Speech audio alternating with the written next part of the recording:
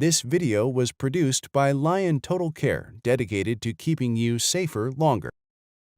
Chapter 1. Advanced Cleaning of Turnouts.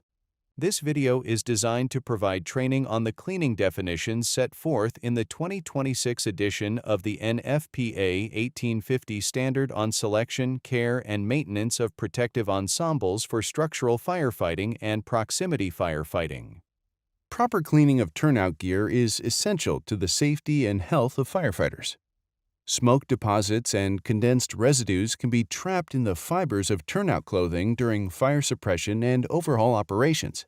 This can result in secondary exposure to cancer-causing chemicals through inhalation or skin absorption.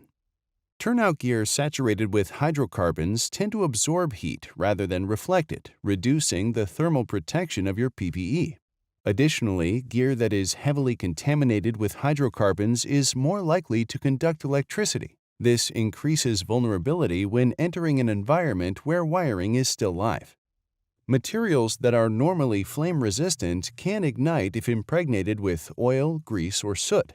Chemicals encountered in normal firefighting activities can range from gasoline to pesticides to solvents. In addition to being hazardous, these can degrade gear. There are 3 levels of cleaning: preliminary exposure reduction, also known as PER, advanced cleaning, and specialized cleaning. Preliminary exposure reduction replaces basic cleaning. It is to be performed by the end user as soon as possible after exiting the emergency scene and before entering the rehabilitation area. The primary purpose for PER actions is to reduce the exposure of the firefighter to soiling, products of combustion, and persistent contamination during doffing of ensembles and ensemble elements. It also can minimize the spread of contamination to apparatus, vehicles, and the outside environment. Preliminary exposure reduction techniques can be dry, wet, or a combination of both. Regardless of which technique is used, the firefighter should continue wearing his or her SCBA while going through the process. Dry mitigation involves brushing the debris from the exterior of the PPE using a soft bristle brush and starting at the head and working downward. Wet mitigation involves gently rinsing the exterior of the PPE using a low-pressure and low-volume water hose. Never use high-velocity power washers or pressure hoses for wet mitigation. The pressure generated by these tools can severely damage your PPE. Portable decontamination showers can be used where weather, modesty, or other issues may occur. To perform PER, spray at the top of PPE, rinsing downward. A soft bristle brush may be used to gently scrub the PPE. Care should be taken to not soak through the clothing. A small amount of mild detergent to aid in mitigation is also recommended. When detergent is used, it should be followed by gentle and thorough rinsing of PPE. This will reduce the risk of reducing the protective qualities of the PPE, such as THL and flame resistance. Potential runoff of any contaminated rinse water should also be taken into consideration when using wet mitigation techniques. A combination of both dry and wet techniques can be used as well, where large debris is brushed off and followed by wet mitigation techniques. Following preliminary exposure reduction, appropriate cleaning procedures should be followed. Advanced cleanings are done to clean and decontaminate after exposure to products of combustion. Advanced cleaning includes disinfection, sanitization, and biological decontamination. The current edition of the NFPA 1850 standard requires a minimum of 2 advanced cleanings annually, at least every 6 months, with 1 advanced cleaning done at the time of an annual advanced inspection. Specialized cleanings are performed to clean, decontaminate, and sanitize PPE after exposure to bulk chemicals, asbestos, or other biological and infectious materials. Specialized cleanings can be conducted at 140 degrees maximum wash temperature, whereas advanced cleanings are 120 degrees maximum temperature. Research has shown that the hotter the water temperature, the more effective the cleaning process, for example, hotel linens. However, temperatures above 120 degrees Fahrenheit can degrade some components over time and shorten the useful life of PPE. When performing an advanced cleaning, the manufacturer's cleaning instructions must be followed. Instructions are typically found on the garment's label and in documentation provided by the manufacturer. In the absence of manufacturer's instructions, NFPA guidelines should be used. The NFPA 1850 Annex provides guidelines around a washer extractor program for advanced cleaning by trained fire department personnel.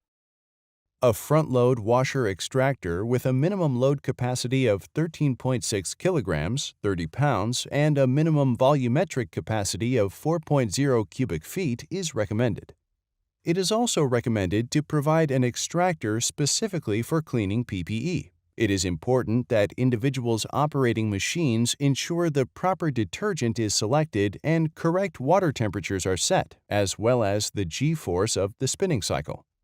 Careful adherence to the manufacturer's recommendations of cleaning processes has a significant impact on cleaning thoroughness and maintenance of protection factors such as THL and fire resistance, as well as extending the life expectancy of the garments. Use commercially available cleaning solutions such as Station Care available from Lion Total Care. Any cleaning solution used should have a pH between 6.0 and 9.5. Always read SDS sheets before using cleaning solutions. Always wash turnout gear separately from other items. Never wash your garments at home or at a public laundry facility. If the machine is also used to wash items other than protective ensemble elements, it must be rinsed out by running the machine without a laundry load through a complete cycle with detergent and filled to maximum level with water at a temperature of 49 degrees Celsius or 120 degrees Fahrenheit. Detach outer shells from the inner liners. Remove DRD or suspenders. All closures, including pocket closures, hooks and loops, snaps, zippers, and hooks and Ds, should be fastened. Heavily soiled areas should be pre-treated. To pre-treat, pour detergent directly onto the stain, covering the soiled area. Do not exceed 2 ounces of detergent. Use a soft bristle brush and work the detergent into the soiled area. Allow the detergent to penetrate for 15 minutes, then launder normally. If soiling still remains after laundering, you may repeat the process one additional time. If you were still not successful, please contact Total Care or a verified ISP.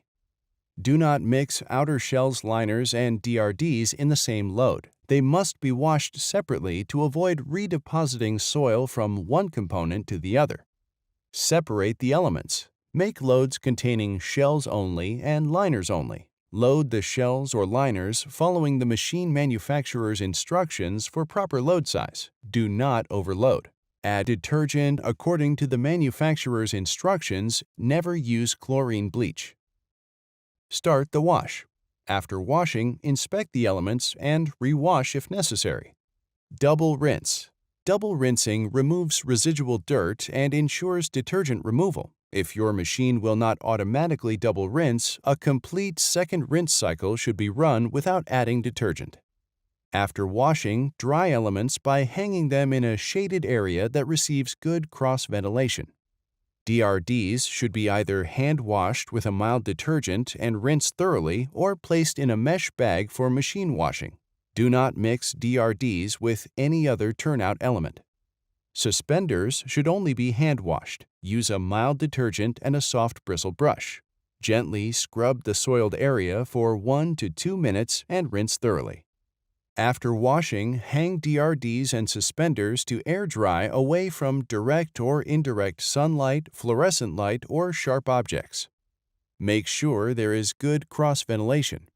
All advanced cleaning must be documented and kept on file by the fire department. For additional information, contact Lion Total Care.